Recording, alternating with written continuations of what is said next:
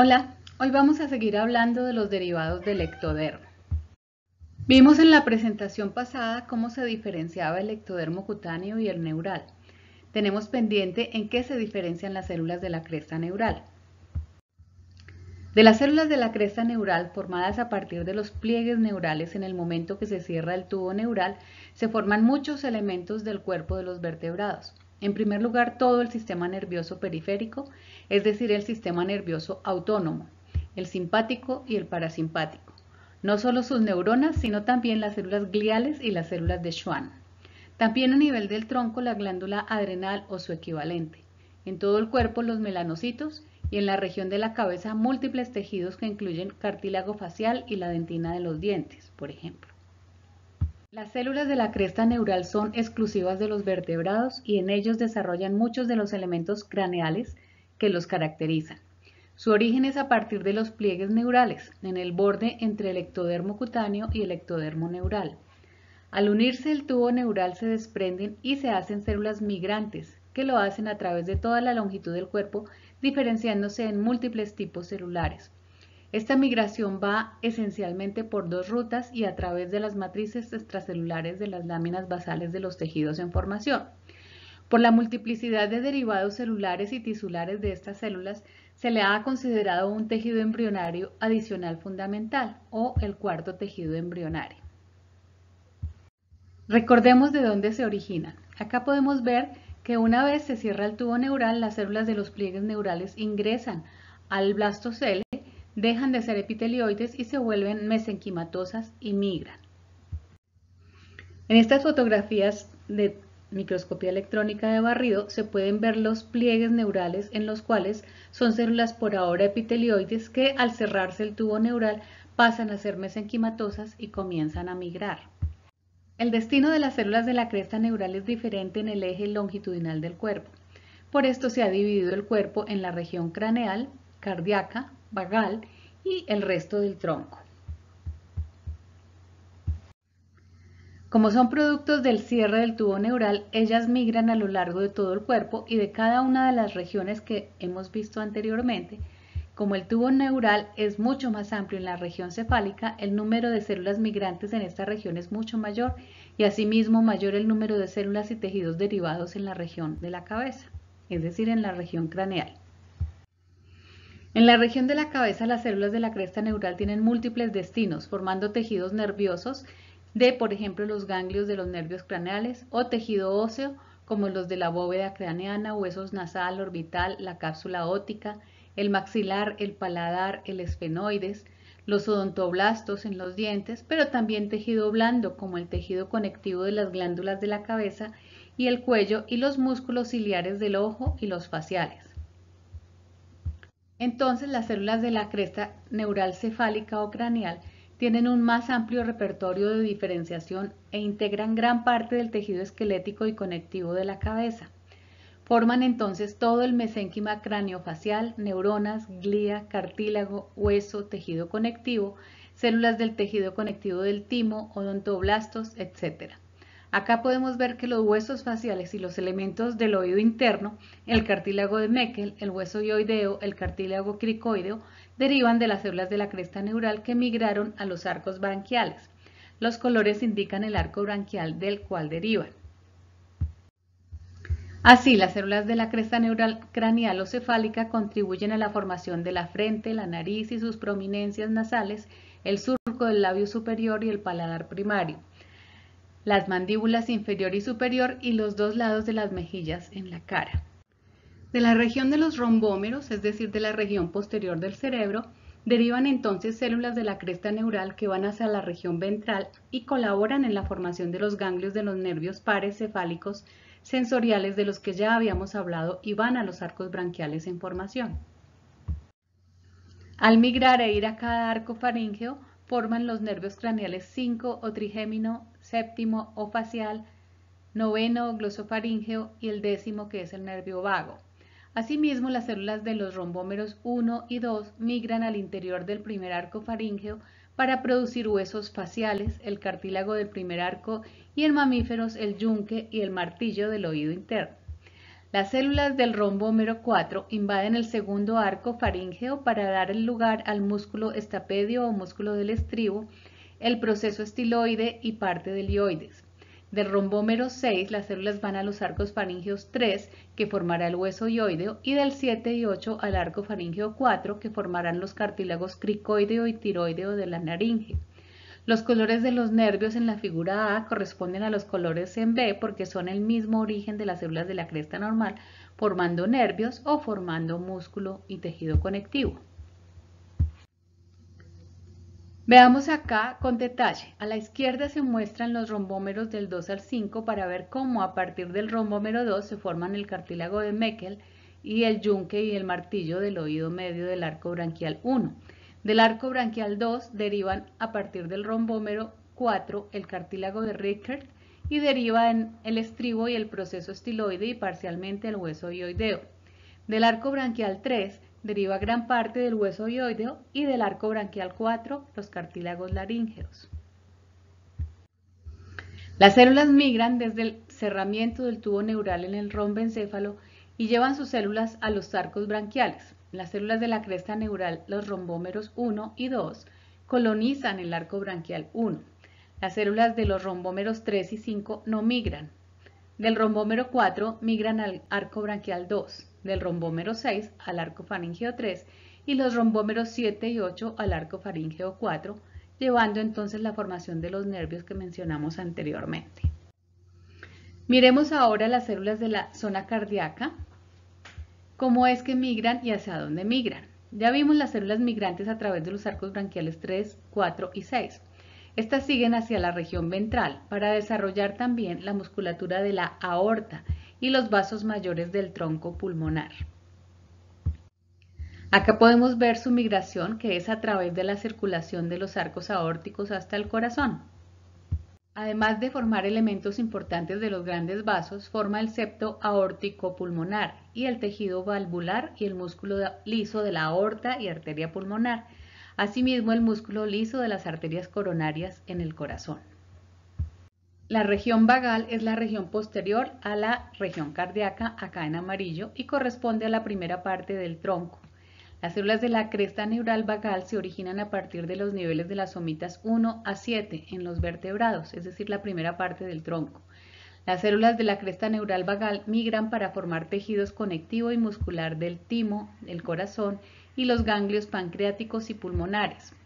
La figura de la derecha resalta cómo todo el sistema nervioso entérico, es decir, del tubo digestivo anterior, deriva de estas células, mientras que las del tubo digestivo posterior derivan de la región sacral, la última parte del tronco. También vemos cómo derivan los ganglios radiculares dorsales y la glándula adrenal de la región posterior troncal. Miremos cómo la inervación del sistema digestivo depende de la migración de las células de la cresta neural a nivel vagal para formar las neuronas del sistema nervioso autónomo del intestino anterior y medio, mientras que la inervación a nivel del colon derivan de las células de la cresta neural a nivel sacral. A propósito, esta región posterior troncal se extiende a partir de las somitas 8 en adelante. Podemos ver cómo salen las células migrantes a la derecha. En amarillo se forman los ganglios radiculares dorsales de los nervios sensoriales. En rojo las células de la cresta neural que formarán los melanocitos troncales y en azul las células que formarán el sistema nervioso autónomo. Entonces, para la región troncal general, las células de la cresta neural tienen unos destinos relacionados con sus rutas de migración. Miremos cómo acá, con las flechas fucsia, se muestran estas rutas. Una ruta de migración superficial bajo la epidermis formará los melanocitos que están por debajo de la epidermis de todo el cuerpo. Otra ruta de las células que va interna y profunda dará lugar a los nervios y las células asociadas al sistema nervioso autónomo y en la región troncal a la médula adrenal. Y una migración muy corta para formar los ganglios radiculares dorsales sensoriales que quedan cerca de la región dorsal de la médula espinal. Miremos entonces a nivel del tronco cómo las células de la cresta neural migran por dos vías principales. La vía 1, que es la ventral y profunda para formar el sistema nervioso autónomo, y la médula adrenal. La vía 2, que es superficial y formará los melanocitos que se ubican por debajo de la epidermis de todo el cuerpo. Hay unas células que no migran mucho y se ubican cerca del tubo neural y serán las que formen las raíces dorsales de los nervios sensoriales que se conectarán a la región dorsal de la médula espinal, como ya vimos en la presentación pasada. Acá podemos ver de nuevo las dos rutas de migración a nivel troncal. Fíjense que a nivel cefálico la migración es masiva y principalmente superficial. Simultáneamente con la migración de las células de la cresta neural a nivel troncal, se están formando las somitas, así que la migración profunda o la migración que va por la vía 1, flechas verdes, se da de diferentes maneras en los vertebrados. Miremos arriba, en aves y en mamíferos, ellas migran antes de la formación de la somita, mientras que en pez esta migración es durante su formación y entonces se llama medial, mientras que en las ranas la migración es posterior a su formación. Es decir, hay una heterocronía en el tiempo de migración de las somitas troncales en los animales modelo de los vertebrados en donde se ha estudiado. Entonces podemos concluir que a nivel troncal las células de la cresta neural son multipotenciales. Pueden formar tejido nervioso. Miren los morfogenes que lo inducen, tanto neuronas sensoriales en los ganglios radiculares dorsales como neuronas del sistema nervioso autónomo, como células gliales y del recubrimiento axonal como son las células de Schwann, melanocitos y células secretoras como es el tejido cromafín de las glándulas adrenales. Entonces, a nivel cefálico, las células de la cresta neural pueden diferenciarse en condrocitos, células gliales, músculo liso, melanocitos y neuronas. A nivel troncal ya vimos cómo se diferencian. A nivel troncal no se diferencian en tejido conjuntivo óseo o muscular. Es de resaltar que lo particular de las células de la cresta neural, especialmente aquellas de la región cefálica, es que se diferencian en células que usualmente son producto mesodérmico a nivel cefálico, esto es tejido conjuntivo, muscular, óseo, cartílago y adipocitos.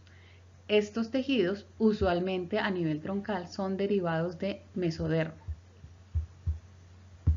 En esta tabla pueden ver los múltiples destinos de las células de la cresta neural. Es un resumen. Las plácodas se originan como engrosamientos pareados del epitelio ectodérmico columnar cefálico, que después se profundizan para dar origen a diferentes tipos de estructuras de la cabeza de los vertebrados. Son también exclusivas de los vertebrados, como son algunos órganos de los sentidos y especialmente los componentes del sistema nervioso periférico y sensorial craneal. Se originan por engrosamientos adicionales del ectodermo cutáneo inducido por el ectodermo neural o las células de la cresta neural y el mesodermo subyacente.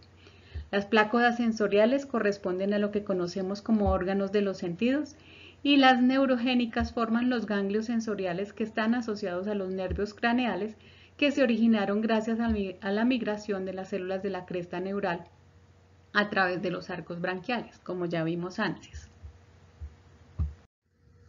Cuando están formándose los pliegues neurales ya se pueden localizar las plácodas ópticas, la óptica, la olfatoria y la epibranquial.